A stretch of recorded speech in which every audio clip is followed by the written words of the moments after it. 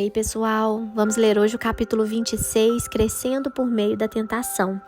Feliz é o homem que não cede e não pratica o mal quando é tentado, porque depois receberá como recompensa a coroa da vida, que Deus prometeu àqueles que o amam. Tiago 1,12. Minhas tentações têm sido minhas mestras em teologia, Martinho Lutero. Toda tentação é uma oportunidade para fazer o bem. No caminho do amadurecimento espiritual, cada tentação se torna um degrau em vez de uma pedra de tropeço, quando você se dá conta de que é uma oportunidade tanto para fazer a coisa certa quanto a errada. A tentação apenas apresenta uma escolha. Embora a tentação seja a principal arma de Satanás para a destruição, Deus quer utilizá-la para fortificar você. Toda vez que você escolhe fazer o bem em vez de pecar, está desenvolvendo o caráter de Cristo. Para compreender isso, você deve primeiro identificar as qualidades do caráter de Jesus. Uma das mais sucintas descrições de seu caráter são o fruto do Espírito, que, entre outros, tem a mansidão e o domínio próprio. E aqui não há conflito algum com as leis judaicas. Essas 9 qualidades são uma expansão do grande mandamento e fazem uma bela descrição de Jesus Cristo. Jesus é a perfeição do amor, da alegria, da paciência e de todos os outros frutos encarnados em uma única pessoa. Ter o fruto do Espírito Santo é ser semelhante a Cristo. Como então o Espírito Santo produz em sua vida esse fruto com 9 qualidades? Ele os cria instantaneamente? Será que algum dia, ao se levantar pela manhã, você será repentinamente preenchido de forma plena por essas características? Não, o fruto sempre se desenvolve e amadurece lentamente. A próxima frase é uma das mais importantes verdades espirituais que você pode aprender.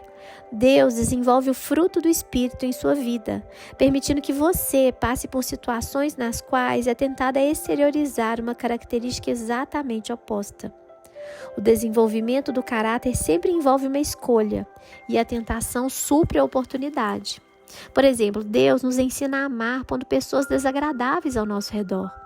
Amar pessoas agradáveis que ainda por cima nos amam não exige nenhum caráter. Deus nos ensina a verdadeira alegria no meio da aflição, quando nos voltamos para Ele. A felicidade depende de circunstâncias externas, mas a alegria se baseia no seu relacionamento com Deus. Deus faz a verdadeira paz desabrochar dentro de nós, não fazendo que tudo saia como planejamos, mas permitindo períodos de caos e confusão. Qualquer um pode ficar tranquilo observando um belo pôr do sol ou relaxando durante as férias. Aprendemos a verdadeira paz quando optamos por confiar em Deus em situações nas quais somos tentados a ficar preocupados ou temerosos. Da mesma forma, a paciência é cultivada em situações nas quais somos forçados a esperar, enfrentando a tentação de nos revoltar por causa de nosso pavio curto. Deus utiliza a situação oposta de cada aspecto do fruto para nos permitir fazer uma escolha. Você não pode afirmar que é bom se jamais foi tentado a ser mal. Não pode se dizer fiel se nunca teve a oportunidade de ser infiel. A integridade é construída ao se derrotar a tentação da desonestidade. A humildade cresce quando nos recusamos a ser arrogantes, e a resistência se desenvolve toda vez que resistimos à tentação de desistir. Cada vez que você derrota uma tentação, torna-se mais semelhante a Jesus. Mas como a tentação funciona? É útil saber que Satanás é absolutamente previsível. Ele tem usado a mesma estratégia, bem como velhos truques, desde a criação. Todas as tentações seguem o mesmo padrão. Foi por isso que Paulo falou: somos bem familiarizados com seus esquemas malignos. Na Bíblia, aprendemos que a tentação segue um processo de 4 fases que Satanás usou tanto em Adão e Eva quanto em Jesus. Na primeira fase, Satanás identifica um desejo dentro de você. Pode ser um anseio pecaminoso, como o desejo de vingança ou de controlar os outros. Pode ser um anseio normal e legítimo, como o desejo de ser amado, valorizado e de sentir prazer. A tentação começa quando Satanás sugere com o pensamento que você ceda a um desejo maléfico ou realize um desejo legítimo da forma errada ou na hora errada. Tome cuidado com atalhos, frequentemente são tentações. Satanás sussurra: você merece isso, você deveria ter isso agora. Vai ser emocionante, confortante, vai fazer que você se sinta melhor. Pensamos que a tentação está ao nosso redor, mas Deus diz que ela começa dentro de nós. Se você não tiver o desejo interno, a tentação não tem como atraí-lo. A tentação sempre começa na sua mente e não na circunstância onde ela ocorre. Jesus disse: pois do interior do coração dos homens vêm os maus pensamentos, as imoralidades sexuais, os roubos, os homicídios, os adultérios, as cobiças, as maldades, o engano, a devassidão, a inveja, a calúnia, a arrogância e a insensatez. Todos esses males vêm de dentro. Tiago nos diz que existe um exército inteiro de maus desejos dentro de vocês. A segunda fase é a dúvida. Satanás tenta fazê-lo duvidar do que Deus disse sobre o pecado. Será que é mesmo errado? Será que Deus realmente proibiu fazer isso? Não é possível que Deus tenha proibido isso para outro povo em outra época? Deus não quer que eu seja feliz? A Bíblia adverte: cuidado, não deixem os maus pensamentos ou as dúvidas levarem algum de vocês a se afastar do Deus vivo. A terceira fase é o engano. Satanás é incapaz de falar a verdade e é chamado pai da mentira. Tudo o que ele disser será falso ou nada além de uma meia-verdade. Satanás oferece a mentira para substituir o que Deus já disse em sua palavra. Satanás diz: você não vai morrer. Você será mais esperto que Deus. Você pode se dar bem com isso. Ninguém vai saber. Vou resolver os seus problemas. Além do mais, todos estão fazendo isso. É apenas um pecadinho. Mas um pecadinho é como uma gestação recente. Acabará aparecendo. A quarta fase é a desobediência. Você acaba agindo de acordo com a ideia com que vinha brincando em sua mente.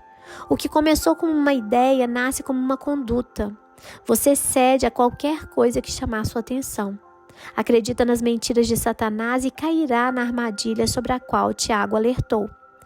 As pessoas são tentadas quando são atraídas e enganadas pelos seus próprios maus desejos. Então, esses desejos fazem com que o pecado nasça, e o pecado, quando já está maduro, produz a morte. Não se enganem, meus queridos irmãos. E como então superar a tentação? Compreender como a tentação funciona é proveitoso em si, mas existem passos específicos a ser tomados para que você a supere. Primeiro, recuse-se a ser intimidado. Muitos cristãos são aterrorizados e desmoralizados por pensamentos perturbadores, sentindo-se culpados por não estar além da tentação. Eles se sentem envergonhados tão somente por ter sido tentados. Isso é má compreensão da maturidade espiritual. Você jamais irá se livrar da tentação. Em certo sentido, você pode considerar a tentação uma lisonja. Satanás não tem de tentar aqueles que já realizam sua vontade diabólica. Esses já pertencem a ele. A tentação é sinal de que Satanás odeia você e não sinal de fraqueza ou de vida profana. Isso também faz parte de nossa natureza, pois somos humanos e vivemos em um mundo fora da presença de Deus. Não fique surpreso, abalado ou abatido por isso. Seja realista quanto à inevitabilidade da tentação. Você jamais poderá evitá-la completamente. A Bíblia diz: quando uma tentação vier, e não se uma tentação vier. Paulo orienta: as tentações que vocês têm de enfrentar são as mesmas que os outros enfrentam. Ser tentado não é pecado. Jesus foi tentado, embora nunca tenha pecado. A tentação só se torna pecado quando você cede. Martinho Lutero disse: você não pode impedir que os pássaros voem sobre sua cabeça, mas pode impedi-los de fazer ninho nela. Você não pode impedir o diabo de sugerir pensamentos, mas pode escolher não mantê-los ou agir segundo eles. Por exemplo, muitas pessoas não sabem a diferença entre atração física ou estímulo sexual e desejo sexual ilícito. Não são a mesma coisa. Deus fez de cada um de nós um ser sexual e isso é bom. Atração e estímulo são reações naturais e espontâneas à beleza física, enquanto o desejo sexual ilícito é uma atitude deliberada. Desejo sexual ilícito é a escolha de cometer em sua mente o que você gostaria de fazer com seu corpo. Você pode ser atraído ou mesmo estimulado sem escolher pecar pela cobiça sexual. Muitas pessoas, principalmente os homens cristãos, sentem culpa quando os hormônios que foram dados por Deus funcionam. Quando automaticamente notam uma mulher atraente, presumem que é desejo sexual ilícito e se sentem envergonhados e condenados. Mas a atração não é desejo sexual ilícito, até que você comece a insistir nela. Na verdade, quanto mais próximo de Deus você ficar, mais Satanás se esforçará para tentá-lo. No instante que você se torna filho de Deus, Satanás, como um assassino de aluguel, fecha um contrato para acabar com você. Você é seu inimigo e ele conspira para a sua derrocada.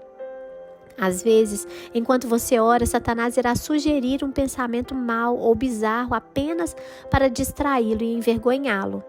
Não fique assustado ou envergonhado com isso, mas perceba que Satanás teme suas orações e tentará de tudo para interrompê-las.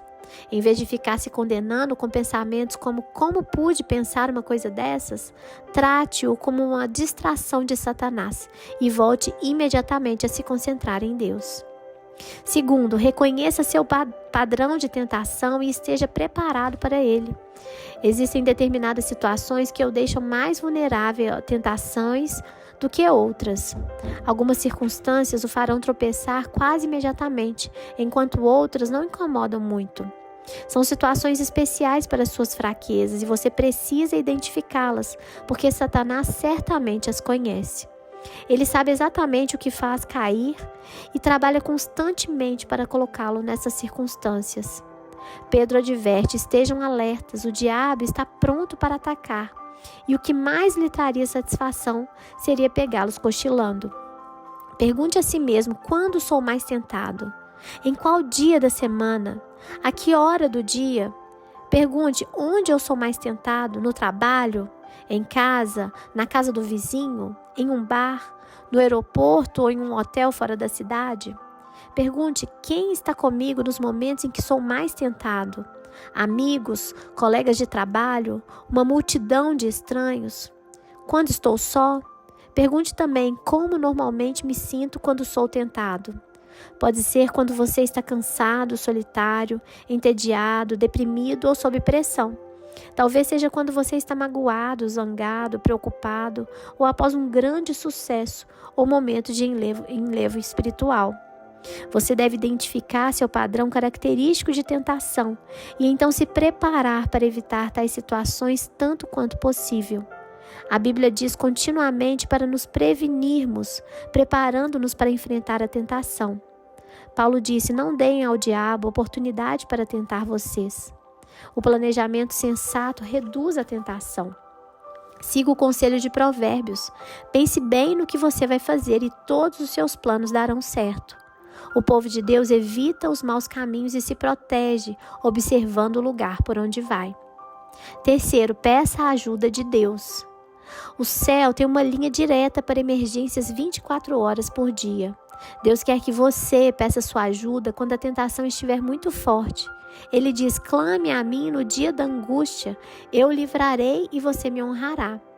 Eu chamo isso de oração de micro-ondas porque é rápida e objetiva. Socorro, SOS. Quando bate a tentação, você não tem tempo para uma conversa longa com Deus. Você simplesmente clama por socorro. Davi, Daniel, Pedro, Paulo e milhões de outros fizeram esse tipo de oração instantânea por ajuda na aflição. A Bíblia garante que nosso pedido de socorro será ouvido, porque Jesus se compadece de nossa luta. Ele enfrentou as mesmas tentações que enfrentamos.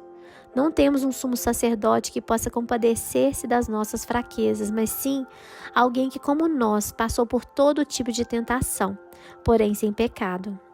Se Deus está esperando para nos ajudar a derrotar as tentações, por que não pedimos sua ajuda com mais frequência?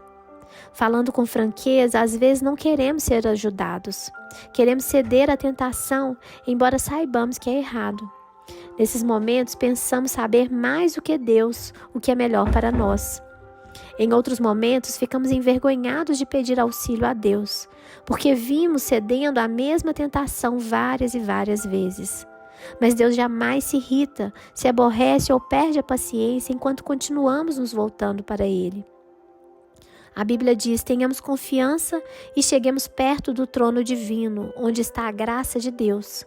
Ali receberemos misericórdia e encontraremos graça sempre que precisarmos de ajuda.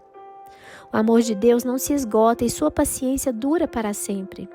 Se você tiver de clamar pela ajuda de Deus 1000 vezes por dia, a fim de derrotar uma tentação em particular, Ele ainda estará ávido para lhe dar misericórdia e graça. Então venha corajosamente à presença de Deus. Peça-lhe forças para fazer a coisa certa e depois espere que Ele lhe supra.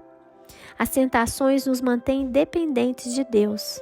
Assim como as raízes crescem mais fortes quando o vento sopra contra a árvore, todas as vezes que enfrenta uma tentação, você se torna mais semelhante a Jesus. Quando você tropeça, o que certamente ocorrerá, isso não é fatal. Em vez de ceder ou desistir, busque a Deus, confie que Ele o ajudará e lembre-se da recompensa que espera por você.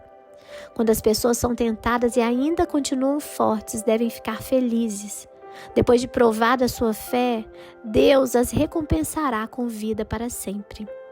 26º dia, pensando sobre o meu propósito. Um tema para reflexão. Toda tentação é uma oportunidade para fazer o bem. Um versículo para memorizar. Deus abençoa os que pacientemente suportam a provação. No final, receberão a coroa da vida que Deus prometeu aos que o amam. Tiago 1,12. Uma pergunta para meditar.